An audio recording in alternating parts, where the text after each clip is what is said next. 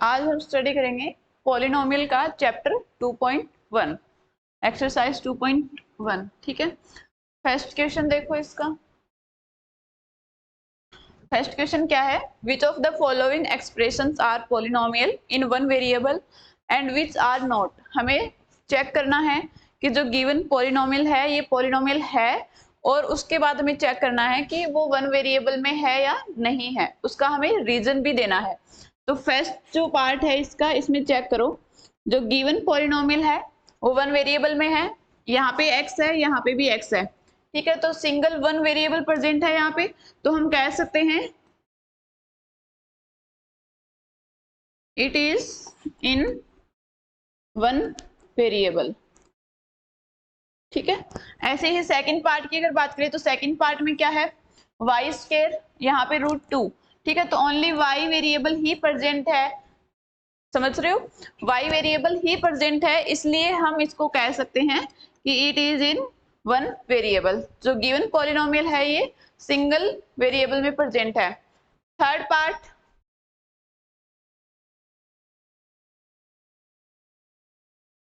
क्या है, 3√t plus t√2। अब देखो यहाँ पे सबसे पहले हम ये चेक करेंगे कि जो गिवन पॉलिनोमियल है ये पॉलिनोमियल है भी या नहीं है। तो यहाँ पे चेक करो, यहाँ पे t की पावर कितना है, हाफ, और यहाँ पे t की पावर 1।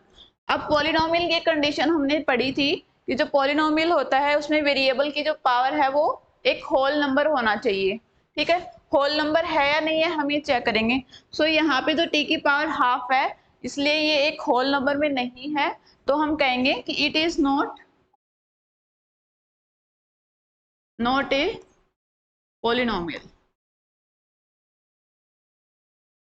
एंड रीजन क्या है, रीजन ये है कि जो पावर ऑफ t है वो होल नंबर में नहीं है। ठीक है, नेक्स्ट देखो फोर्थ में क्या है, y प्लस 2/y। ठीक है, इसको अपन आगे और सोल्व करें तो क्या होगा, y की पावर 1 है प्लस 2, y को हम ऊपर लेके जाएंगे तो क्या होगा, y की पावर -1 हो जाएगा। तो यहाँ पे चेक करो कि जो वेरिएबल तो 1 ही है, y वेरिएबल प्रेजेंट है, बट यहाँ पे क्या है, इसकी पावर -1 है। ठीक है, तो -1 एक होल नंबर नहीं है, तो हम कहेंगे कि जो गिवन पॉलिनोमियल है ये एक पॉलिनोमियल ही नहीं है, it is not a polynomial. Reason क्या है कि जो y वेरिएबल है इसकी पावर होल नंबर में नहीं है। ठीक है, it is not a polynomial. ठीक है, फिफ्थ पार्ट इसका, x की पावर 10, y की पावर 3 प्लस t की पावर 50।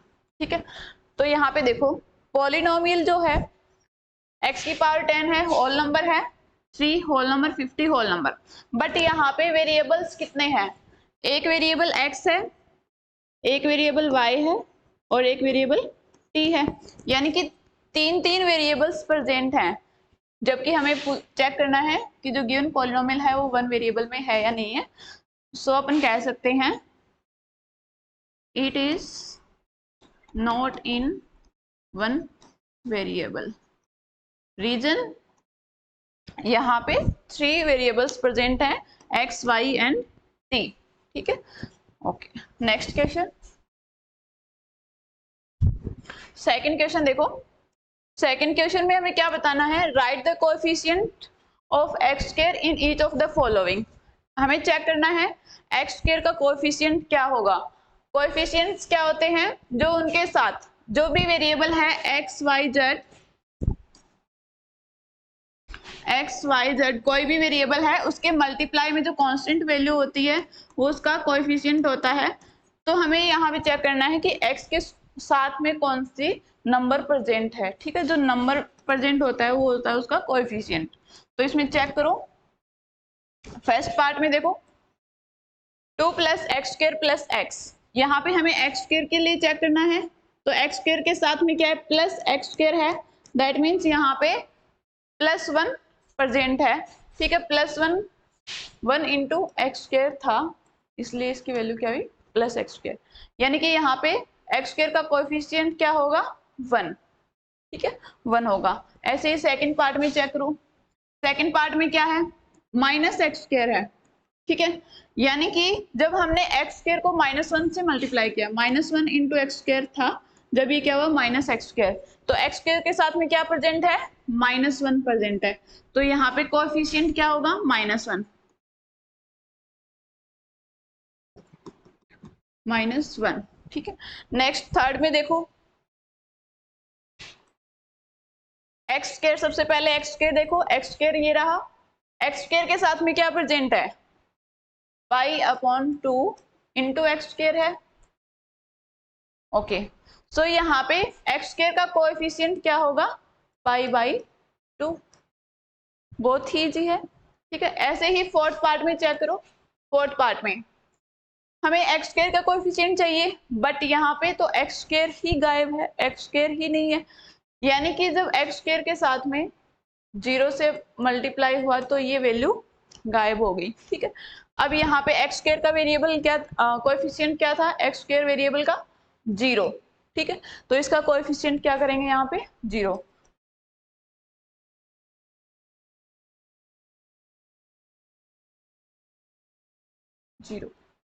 ठीक है। ये हो गया second question. Next third question,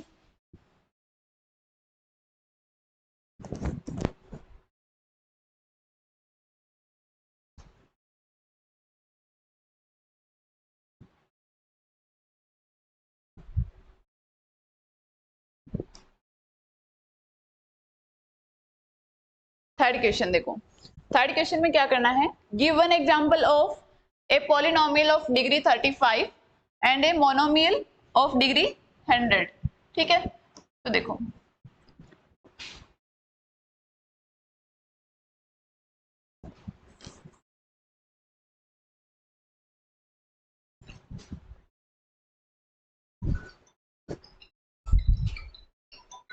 third question में क्या है, give one example of each of binomial.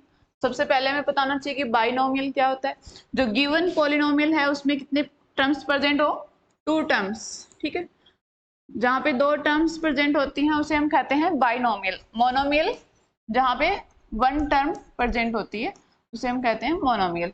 और डिग्री कितनी होनी चाहिए, 35, यानी कि जो वेरिएबल है उसकी जो डिग्री है वो कितनी होनी चाहिए, 35, और मोनोमियल में वेरिएबल की डिग्री होनी चाहिए 100, ठीक है। तो इनके एग्जांपल्स लिखते हैं, फर्स्ट के लिए बायनोमियल के लिए लिखते हैं, बायनोमियल के लिए एग्जांपल क्या होगा, 2 टर्म्स होने चाहिए, फॉर एग्जांपल एक्स अपन लेके चलते हैं, एक्स डिग्री कितनी 35 प्लस एक्स, यहाँ पे अपन कुछ भी लिख सकते हैं, लेकिन एक टर्म क्या होनी चाहिए, एक्स की 35 में होनी चाहिए, ठीक है, पावर 35 होनी चाहिए। तो ये क्या है, बाइनोमियल है, क्योंकि यहाँ पे 2 टर्म्स प्रेजेंट हैं और डिग्री 35 है, यानी कि वेरिएबल की पावर, हाईएस्ट पावर कितनी है, 35 है। सेकंड मोनोमियल का एग्जांपल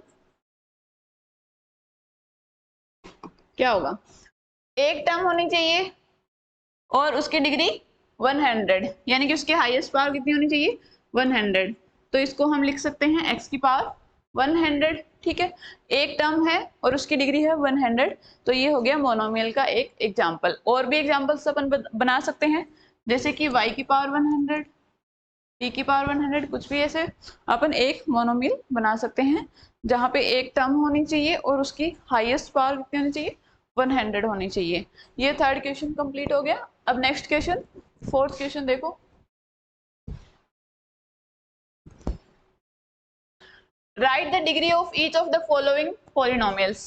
हमें क्या लिखना है, पॉलिनोमियल्स में उनकी डिग्री, डिग्री क्या होती है, किसी भी पॉलिनोमियल में जो वेरिएबल है उसकी हाईएस्ट पावर उसकी क्या होती है, डिग्री, ठीक है। तो यहाँ पे देखो फर्स्ट पार्ट में चेक करो, फर्स्ट पार्ट में क्या है, 5x³ 4x² plus 7x, x variable है, x की हाईएस्ट पावर कितनी है, यहाँ पे 1 है, यहाँ पे 2 है, यहाँ पे 3 है, ठीक है। तो यहाँ पे इसकी डिग्री क्या होगी, 3,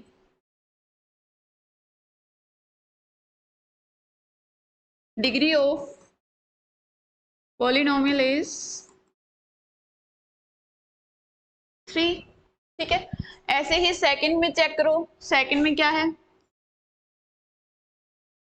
4 minus y square, variable y है, ठीक है। y की पावर कितनी है, 2 है, सिंगल ही है, यहाँ पे y की पावर कितनी है, 0, ठीक है। तो हाईएस्ट पावर कितनी है, 2, तो इस पॉलिनोमियल की डिग्री क्या होगी, 2।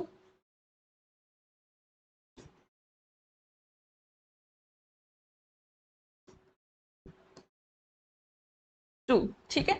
थर्ड क्वेश्चन में देखो, थर्ड पार्ट देखो इसका, 5t माइनस √7। अब देखो t वेरिएबल में ये पॉलिनोमियल प्रेजेंट है, t की हाईएस्ट पावर चेक करेंगे, यहाँ पे t की पावर 1 है, यहाँ पे t की पावर 0 है, तो यहाँ पे t की हाईएस्ट पावर कितनी प्रेजेंट है, 1 प्रेजेंट है। तो हम यहाँ से कह सकते हैं कि degree of this polynomial is 1, ठीक है।